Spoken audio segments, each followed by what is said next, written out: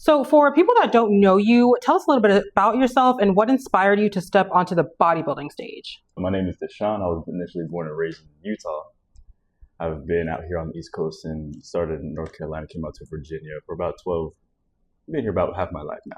But to get into why I want to start do bodybuilding, in middle school, in 7th, 8th grade, I had a skinnier build. And didn't play too many sports. I'm not sure what I was doing at the time. I was very active, regardless, whatever. But I was always called out for being the skinnier one. Mm-hmm. Absolutely, you know what I mean. So I mean, it did get to me. I was younger, of course, right? You know, I was picked on in a way. But I started my journey there, and I just wanted to put muscle on. I just wanted to be able to feel content with myself, you know. And I wasn't doing it for seeking any type of validation. At least now, starting at that point, and I've been training roughly about 8 years. 8 years. So now doing bodybuilding, doing my first classic physique show, I was going to be doing 2 different classes, but now here we are. I'm just going to be sticking with classic physique because it's 2 entirely different things. But stepping onto the show, it's taught me a lot, if that answers your question. Why I wanted to do it is just I just wanted to step into something different. You know, this is completely unfamiliar. It'd be my first show. Actually, my great-grandfather was doing bodybuilding. Oh, and that's cool. I didn't necessarily know him too much, but I did see some photos from him, and I was like, oh, wow. You know, so, but there's no reason for me not to at least try it. You know, and I'm surrounded by, God has blessed me with Philip Ricardo. That's my coach there. And he just asked me, you want to do it? And I was, why would I want to hesitate? Everybody's always told me I should. So I'm receiving that message, and I'm taking that leap of faith with it. So you're about a week away from your first competition. Yes. What's going through your mind right now? So I've been asking my coach a couple of questions and just being in tune with my faith as well, but not to think too much into everybody else that's going to be there. It being my first show, part of me was like, oh yeah, I got to win it. If I win, it was nothing, you know, but it's also the experience primarily. What's going through my mind right now is everything that I'm eating, every single decision that I'm making up until this point, and since I started prep up until now, has played a factor into me displaying my best shape, physique, or condition, whatever it may be. So this last week is very crucial.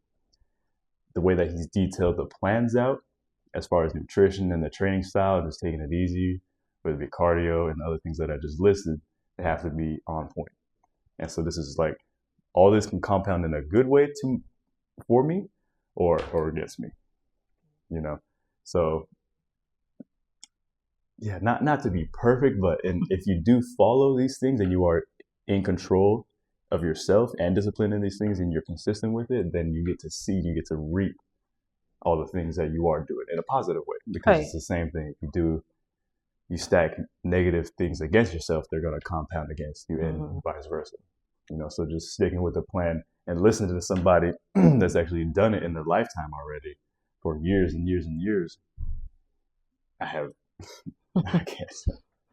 do want to listen. I just want to see where I've been able to take it. It's been a great journey. I've had so much fun with it, honestly. So many different types of exercise, whether it be basketball, indoor cycle, store step, or what's it called? Stair stepper. Yeah, that. Mm-hmm. Or doing just bike rides, or just going out to run. You know, I mean, there's so many different ways you can exercise. I've been able to live and fulfill different experiences because of it. Yeah, because like when I think of bodybuilding, I think of like literally just in the gym, just like constantly like lifting weights. Yeah. Like you don't think about all the additional like exercise and work and like, you know, constant things you have to do to keep up with it. You could simplify it to that, but exercise is like a variety of different things. You could just do cardio, you're in the gym, you have somebody else that's pushing you, would definitely help as well, but it's all in the mind. So you mentioned that prep has been one of the biggest learning experiences of your life. What surprised you the most over the last 4 months? What surprised me the most is actually seeing the plan and then following it, and then being able to see everything that you are able to achieve just by doing it, just by having one person that's holding you accountable, but he also has faith and trust in you that, hey, you already know what to do. Truth of the matter is, are you going to do it? You know, another thing too is I've had this eternal clock of day by day, week by week, and as we've gotten closer to the date, it's just been clicking. It's taken all the way down to this point. And I'll finalize with this part. It's allowed me to simplify what I'm doing. So I'm able to focus on 1, 2, and 3 instead. And before prep, it was, or at least the first month, I was trying to do all these other different things, and I wasn't fully focused on this. As far as posing or doing nutrition, doing it to the T, and then everything else, it's like just kind of giving it like 80% instead of 90 to 100. It's taught me to just simplify it. When I have something set, condense. Yeah. Don't try and 1, 2, 3. Try to do a list of 10 things when you have your 3 priorities already. So I'm thankful for that part right there. Self-control, the discipline, and then simplifying so I can just go get that one. Yeah, go do it. Multitasking. I think where did I read this in? It was in Eat That Frog or 7 Atomic Habits. That while you're trying to multitask, while multitasking, you get neither of the tasks done. It's like trying to cook food, do the dishes, and you got laundry in the back, and you're trying to make your bed at the same time. You're like, boom, boom, boom. You'll get it done, but if you just station 1, 2, complete this part, move, 2, rest, or just do it in intervals of 90 minutes, that's another big thing too, time intervals. Yeah, that was me the other day. I'm like trying to multitask and hurry up and get everything done. I'm like, I'm exhausted. I've been running around for 2 hours. And you expend more energy than you're actually supposed to. So it's been a great journey just doing that part. What has been the hardest part of prep, like emotionally, physically, and mentally? So we'll start with emotionally. The food. Because beforehand, you just eat whatever. I can't say that it was awful food, but I did have to take out peanut butter jelly, which is my favorite. I didn't, for the past, let's say, probably my entire life, I've had one at least every single day. Oh, wow. At least one. So, but just being able to tell myself, just clicking that up, okay, he said, no, not this, don't eat this, it's going to make a difference. If I were to, again, work against myself and not listen to what he said, considering that he's already experienced and done it for so many years, who might be like, oh, yeah, I got different, I could do that after I've allowed myself to be coachable and so forth.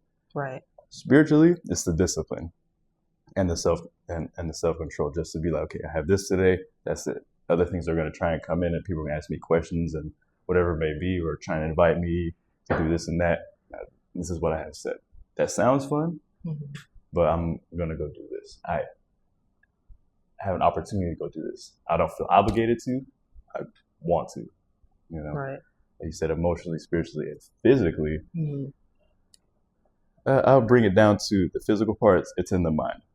A lot of people ask me, I know you're eating more. Yeah, I definitely feel my energy level is kind of not depleted, but there are days where the workouts the day before they carry over.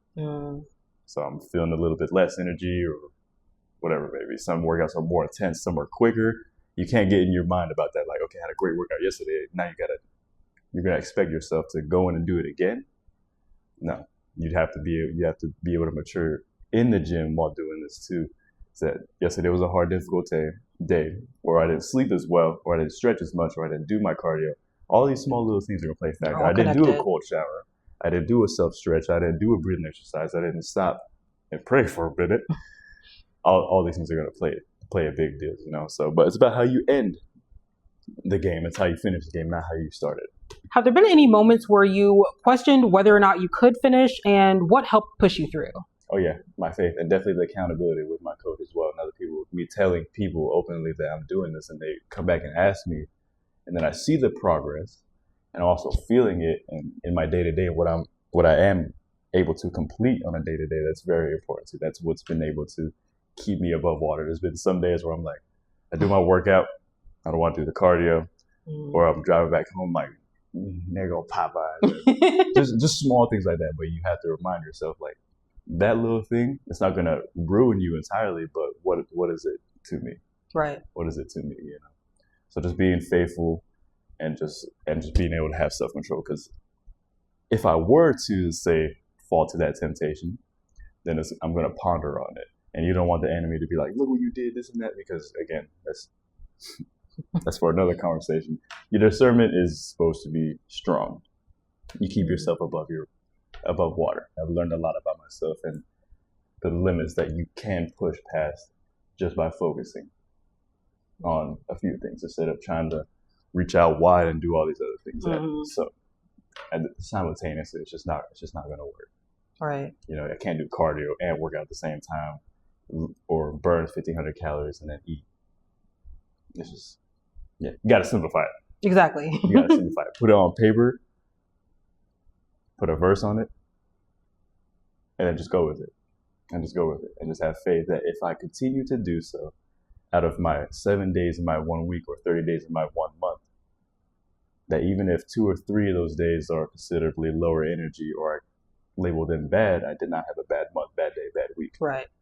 Again, like I said initially too, it's you could start your day out somewhat miserable, you have low energy, or you just feel some type of way, something happens and you're in traffic, or just something happens to you at work, whatever it may be, you can still finish the day on a very positive note and be like, that was a good day. Or you can start in the morning and be like, this is gonna be a good day, and then something happens to it.